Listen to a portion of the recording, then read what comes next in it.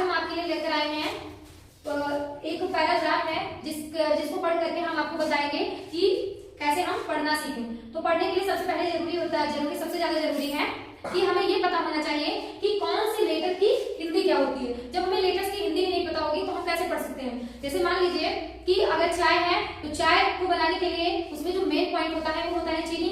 और जब हम अगर चाय और चाय पत्ती होता है तो जब अगर चाय में चाय पत्ती नहीं डालेंगे और केवल और चीनी भी नहीं डालेंगे, चीनी की जगह नमक डाल दिया जाए तो क्या होता है कि जो चाय का स्वाद चाय जैसा नहीं आएगा, वो नमकीन हो जाएगा। ठीक उसी प्रकार से अगर हमें इंग्लिश पढ़ना है, इंग्लिश सीखना है तो उसके लिए हमें सबसे पहले लेटर्स की हिंदी आनी बहुत ही जरूरी है। तो उसके लिए हम क्या करेंगे, बहुत सारे बच्चों के मन में सवाल होता है कि आखिर हम इंग्लिश कैसे पढ़ें, इंग्लिश पढ़ना कैसे सीखें, कहाँ से शुरुआत करें, बेसिक चीजें कहाँ से हमें स्टार्ट करनी चाहिए। तो मैं आज आपको इस क्लास में यही बताऊंगी कि आखिर सबसे पहले स्टार्टिंग कहाँ से की जाती है।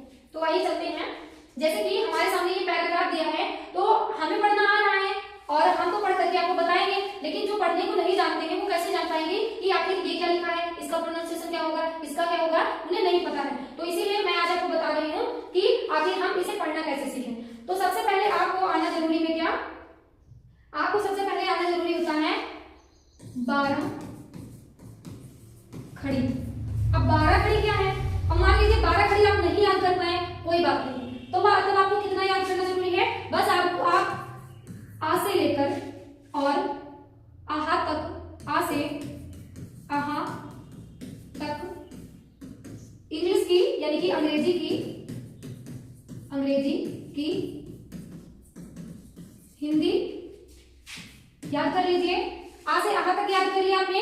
12 खड़ी का मतलब क्या होता है, 12 खड़ी का मतलब होता है छोटा आ से लेके आहा तक जो स्वर होते हैं उनको मिलाकर, जैसे हो गया कक्का, किक्की, कुक्कू, केके, कोको, कंका।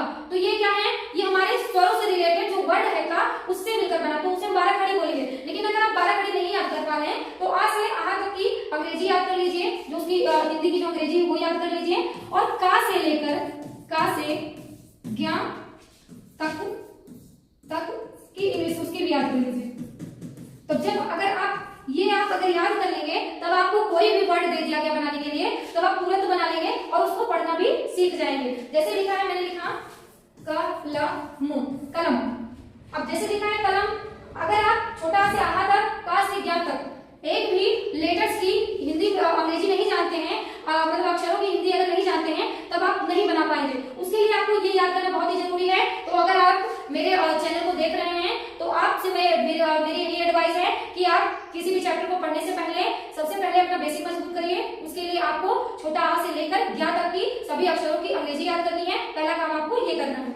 जैसे लिखा है कलम, तो कलम जैसे मुझे पता है का क्या होता है के, और यल का क्या होता है यल, और मा का क्या होता है यम।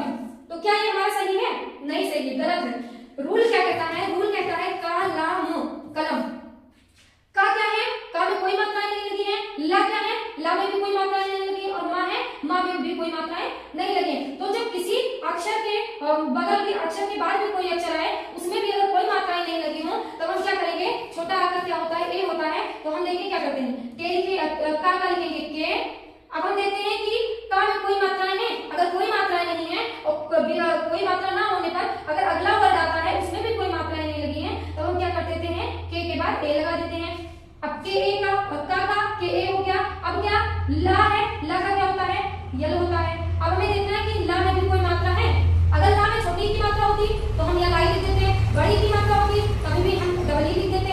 लेकिन यहाँ पर भी कोई मात्राएं नहीं है, तब हमें क्या करना है, इन दोनों के डिस्टेंस में बीच में लिखना है ए। उसके बाद में क्या करेंगे, माँ लिखा है, माँ का क्या होता है यम। अब आप सोच रहे होंगे कि आखिर मैं का में कोई मात्राएं नहीं लगी थी तो का में आपने ए लगा दिया। ला है, ला में भी कोई मात्रा नहीं थी तो आपने ए लगा दिया। लेकिन मैं माँ के बाद आपने ए क्यों नहीं लगाया, तो माँ के बाद मैंने ए इसलिए नहीं लगाया क्योंकि माँ के बाद कोई और अक्षर नहीं है। जब माँ के बाद कोई अक्षर आए उसके बाद अगर कोई अक्षर नहीं आ रहे, कोई मात्राएं नहीं आ रही हैं तो हम केवल उसी अक्षर की अंग्रेजी लिख देते हैं। तो आइए ये हमने आपको बताया कि कैसे क्या करना है। पहला काम आपको अंग्रेजी की हिंदी याद करनी है, उसके बाद में आपको तोड़ तोड़ करके पढ़ना है। जैसे लिखा है यम वाई माइक। तो देखिए यम से क्या, यम का क्या है, यम को प्रोनाउंसिएशन करेंगे तो एम आएगा। तो हम इसको यमे ये तो नहीं पढ़ेंगे ना, क्योंकि माँ का जो यम का जो उच्चारण है यम से क्या बनता है माँ। तो ये क्या हुआ, यम वाई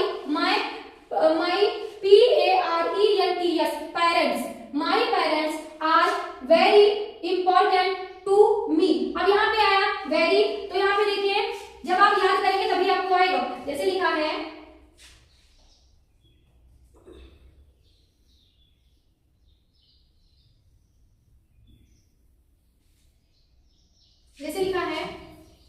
वेरी, यहां पे जो वी है, वी का क्या बनता है, वा बनता है। उसके बाद में ई है, तो ई का ई होता है, बड़ी ई में भी ई कहते हैं, छोटी ई की मात्राओं में भी आई आता है और कभी कभी सिंगल ई भी आता है। लेकिन अगर किसी अक्षर के बाद में अगर ई आता है तब हम उसे ई नहीं पढ़ेंगे, उसे हम क्या पढ़ेंगे, ए की मात्रा पढ़ेंगे। तो ये वा है, वी से बना हुआ, और ई जो है ये क्या हो गया, वे।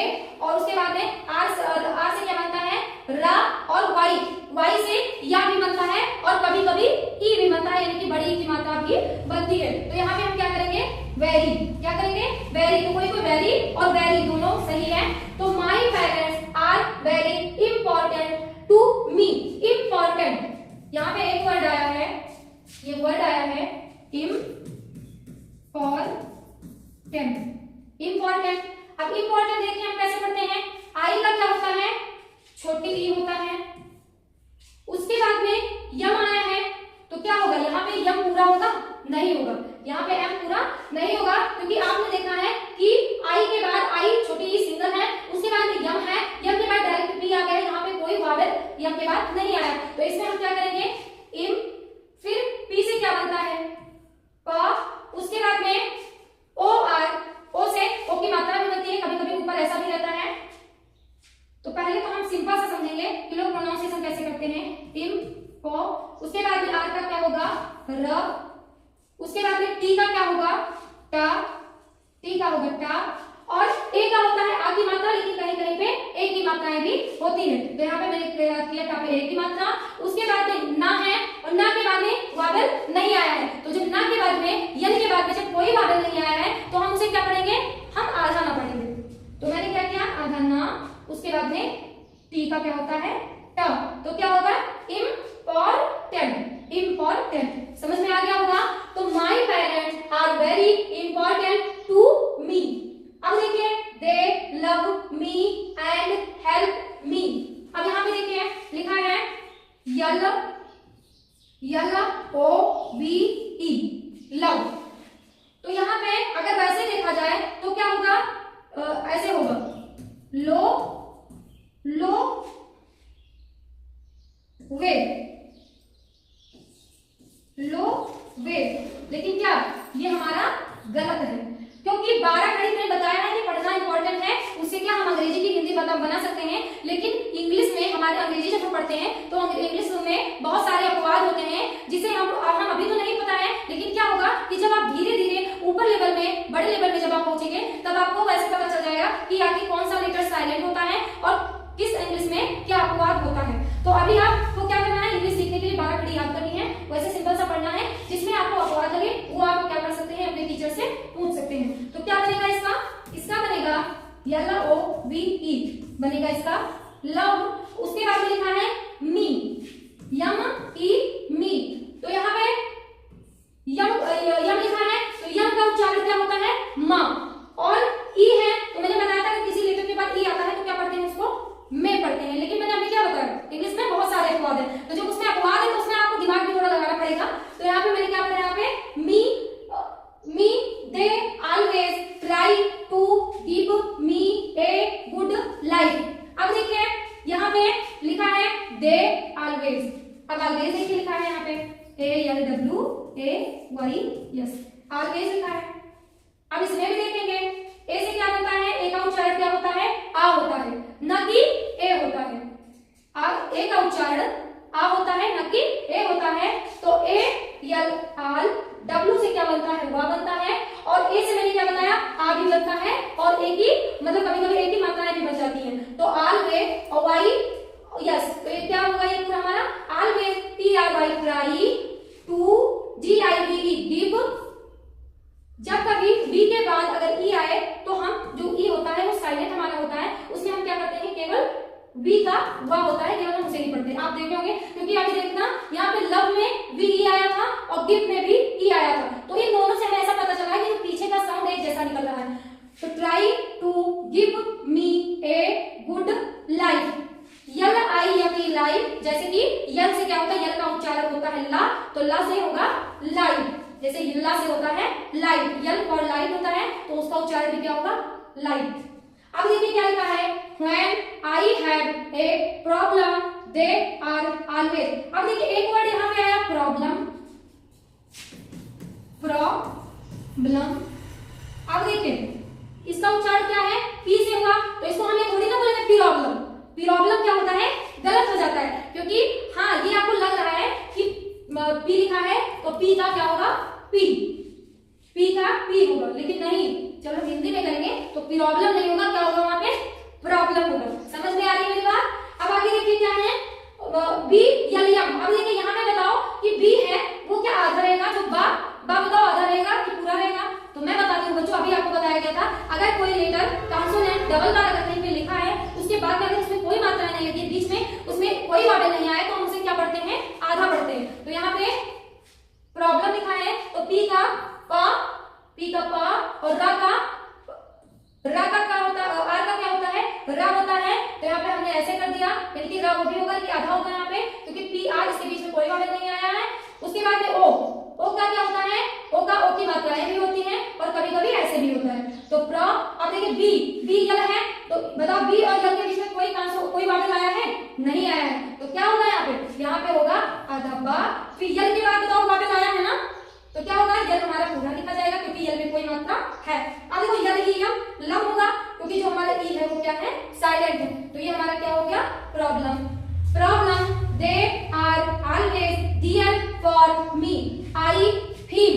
अब देखो फील में जो यप आया है, तो या फील तो बोलेंगे नहीं ना, यहाँ पे क्या बोलेंगे, क्योंकि यप का उच्चारण क्या होता है, फा होता है और डबल ई है, तो क्या होगा, बड़ी ई की मात्रा होगी, तो फा वहां पे बड़ी ई की मात्रा फी, और ला यल का क्या होता है, ला, तो क्या हो गया ये हमारा फील हैप्पी, यच का क्या होता है, हा होता है हमारा, और ए, कभी कभी ए का उच्चारण ए की मात्राएं भी आती हैं और कभी कभी इसका उच्चारण जो होता है वो बड़ा आ भी होता है। तो यहाँ पे डबल पी आया, तो डबल पी का क्या होगा, पी का उच्चारण होता है पा, लेकिन जब डबल बार पी आता है और जब बीच में कोई वावल नहीं आता है, अगर दो कॉन्सोनेंट के बीच में कोई भी वावल अगर ना आए, तो हम क्या करेंगे कि जो हमारा एक वर्ड होता है वो होता है वो होता है आधा वर्ड, तो क्या बनेगा ये हमारा हैप्पी, क्या बन जाएगा, हैप्पी।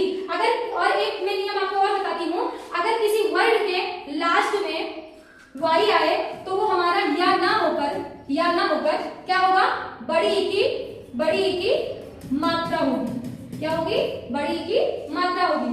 To have kind. अब देखो कुछ बच्चे सोच रहे होंगे कि मैम यहाँ पे किंड हो सकता है, लेकिन नहीं, मैंने क्या बताया, मैंने बताया कि इंग्लिश में बहुत सारे अपवाद होते हैं। यहाँ पे के का उच्चारण क्या होगा, का IND kind, and hard HARD, hard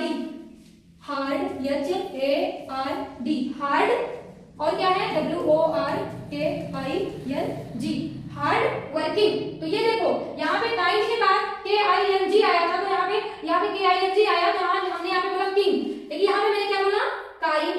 तो हार्ड, यच का उच्चारण क्या होता है, यच का उच्चारण होता है,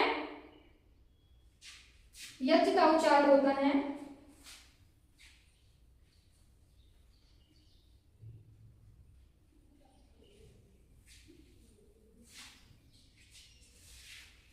लिखा है HARD WORKING, हार्ड वर्किंग। तो यच का उच्चारण होगा हा, और ए लगा है तो हा, और RD, देखो RD, आर क्या है, कॉन्सोनेंट है, और डी भी क्या है, कॉन्सोनेंट है। तो बताओ हार, आर पे रा पे कोई मात्रा आई है, नहीं आई है, और उसके डायरेक्ट बाद क्या कर दिया, दूसरा वर्ड आ गया है, तो हम क्या करेंगे, इस आर को आधा कर देंगे। तो इसको मैंने क्या किया, डी का पहले लिखो, डी का क्या होगा, डी का होगा डा, डी का दा भी होता है, डा होगा यहाँ पे, और जो आधा रहा था उसे हम क्या करेंगे, ऊपर लगा देंगे, तो हार्ड हो गया। अब डब्ल्यू का क्या होता है, वा होता है, और WO वर, और रा का क्या होता है, वर्किंग होगा, लेकिन ओ है और आर है, तो आर हमारा क्या है, कॉन्सोनेंट है, के हमारा क्या है, कॉन्सोनेंट है, तो आर और के बीच में कोई वावल नहीं आया है, तो क्या होगा यहाँ पे जो आर होगा वो भी होगा, वो क्या हो जाएगा, कॉन्सो आधा हो जाएगा, तो यहाँ पे हमारा होगा वर्किंग, हार्ड वर्किंग। तो hard working parents they do many many things, TO2, T का उच्चारण टा होता है, और ओ बड़ा ओ की मात्रा, to make our family happy. अब देखें my FATHER father is a GOOD। G से क्या, जी का उच्चारण क्या होगा, जी का उच्चारण होगा गा। और बड़ा डबल ओ है तो गु, और डी, डी का क्या होगा ड, तो क्या हो जाएगा गुड। गुड होगा लेकिन क्या पढ़ा जाएगा इसको गुड। AND एंड KIND क्या बोला गया था यहाँ पे काइंड। MAN man. यस से यस का उच्चारण होता है बच्चों हा, और ई लगा है तो क्या हो जाएगा ही। WORKS works. HARD क्या होगा hard. Every day to help. Yes का क्या उच्चारण होता है हा, और ई का उच्चारण क्या होता है, ई का उच्चारण होता है, यस के बाद ई आया तो एक ही मात्रा हो गया है, और ला यल और पी यानी कि एक साथ आया है और इसके बीच में कोई बात नहीं है, तो ला क्या यल क्या होगा, ला होगा आधा और पी हो जाएगा पूरा। Help our family even when he is tired. He tired TIRED। यहाँ पे बच्चे सोच रहे होंगे कि कॉन्सोनेंट के बाद वॉवेल आई आया है तो इसका ई की मात्रा भी पढ़ सकते हैं, लेकिन नहीं, क्योंकि अपवाद यहाँ पे क्या पढ़ा जाएगा TI। कभी कभी जो हम बोलते हैं वैसा ही साउंड निकलता है।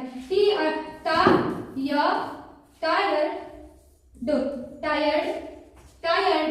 ही डज नॉट। यम से यम का क्या साउंड आता है ना। OT not. COMPLAIN complain. C का क्या होता है, सी का उच्चारण का भी होता है और सा भी होता है। Complain. He teach me to be polite. अब आया एक वर्ड पोलाइट। पोलाइट देखो पी का उच्चारण होता है पा। ओ से ओ की मात्रा भी हो सकती है तो PO को। LITE light. लाइट तो पी हो गया, पी का हो गया को, और LITE लाइट का हो गया लाइट। तो जब हम दोनों जोड़ेंगे तो क्या बनेगा हमारा पोलाइट। क्या बन गया पोलाइट। एंड ए से आ का साउंड और ए का साउंड दोनों निकलता है। यन डी है तो यहाँ पे यन आधा होगा क्योंकि यन के बाद कोई वॉवेल नहीं आया। And kind. यच से हा का sound he tells me stories. Yes से किसका साउंड आता है सा। TO से स्टो। RIES से रीज, तो क्या हो जाएगा स्टोरीज। फ्रॉम। यप से किसका साउंड आता है बच्चों, यप से साउंड आता है फा का, तो फा हो गया, और आर से रो फ्रो, और यम से म, तो क्या हो गया फ्रॉम। यस से हा आता है आई, यस इज होता है तो दोनों मिलाएंगे तो क्या होगा हिज। LIFE क्या होता है लाइफ, क्योंकि यल से आई का साउंड करता है LEARN लर्न। MANY मैंने क्या बताया कि यम से किसका साउंड निकलता है माँ का साउंड निकलता है, और यम के बाद क्या आता है, यम के बाद ए आया यानी कि वॉवेल आया, तो कभी कभी ए का साउंड आ भी होता है और ए भी होता है, तो MAN मैन हो गया। MAN क्या हो गया मैन, लेकिन लिखेंगे मैन। अब उसके बाद देखो मैंने क्या बताया कि अगर किसी भी वर्ड के बाद में अगर वाई आता है तो क्या होगा, वो बड़ी की मात्रा होगी। मैंने बताया था ना बड़ी की मात्रा होगी तो क्या होगा हमारा होगा वाई हो गया तो मैनी गुड। टी से किसका साउंड आता है टा का, और TH से था का, तो THI थी, और यन से यन और जी, यन भी क्या है कॉन्सोनेंट है और जी भी क्या है कॉन्सोनेंट है, और ये दोनों कॉन्सोनेंट एक साथ आए हैं यानी कि आगे पीछे आए हैं, लेकिन इसके बीच में कोई वॉवेल नहीं आया है, तो हम क्या करेंगे जिंगल में हमारा आधा हो जाएगा, तो क्या बनेगा THING। ठीक है, यस भी लगा है तो बनेगा हमारा टी से टा होता है, TH से था बन गया, और आई से छोटी की मात्रा हो गई, और यन जी साथ में आया है तो हम क्या लगाएंगे आधा ना लगाएंगे। उसके बाद में उसके बाद में यस है उसका, लेकिन ये हमारा गलत उच्चारण होगा, उच्चारण हमारा क्या बनेगा थिंग्स। क्या बनेगा थिंग्स फ्रॉम HIM। यन से किसका साउंड आता है हा का साउंड आता है, आई से छोटी की मात्रा हा, हमें छोटी की मात्रा की, और म से यम से क्या आता है मां, तो क्या हो गया हमारा हिम हो गया। तो बच्चों आई होप आपको हमारी क्लास अच्छे से समझ में आई होगी। मैंने आपको समझाने का प्रयास किया है, आपने थोड़ा मेहनत करी जिससे कि आप अच्छे से समझ सके। आपको केवल 2 काम करना है, आपको कंटिन्यू पढ़ना है, और 12 खड़ी छोटा से लेकर के ज्ञ तक उसे याद कर लीजिए। याद करने के बाद में वो वाली कॉपी आप जब बुक रीड करें तो उसे अपने साथ में रख लीजिए, और जब आप पढ़ने लगे कोई अगर उसमें दिक्कत आ रही है तब आप क्या करेंगे कि वो जो आज से ज्ञ तक जो आपने लिखा है उसको देखिए, फिर उससे इंग्लिश का प्रोनाउंसिएशन बनाइए, फिर पढ़िए, और जो अपवाद हो जो आपको न समझ में आए वो अपने टीचर से पूछ लीजिए। Thank you so much.